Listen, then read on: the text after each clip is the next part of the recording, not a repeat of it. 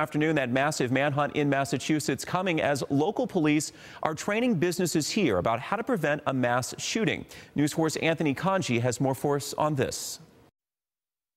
The video from Watertown reminds us that public, active shooter scenarios can happen in any town.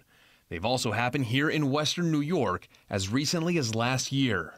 On Friday morning, close to 300 members of the business community took part in a training session at Hilbert College on how to prevent a shooting situation and what you should do in a worst-case scenario. The first thing is to run, evacuate the area, get out.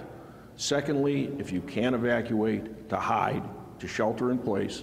And finally, as a last resort, if you can't do either of the first two, to fight back with whatever you have available. On June 15th of last year, Dr. Timothy Jordan, the former Army Ranger weapons specialist and surgeon, murdered Jackie Wisniewski at ECMC and started a nationwide manhunt. It's highly unlikely that a person would find themselves in an active shooter situation.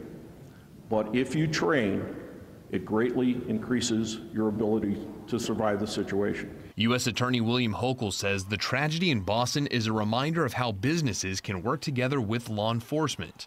It was a Lord & Taylor store camera that helped police identify the suspects. There's something that shows the integration and the importance, frankly, of business, law enforcement working together to improve the safety of all.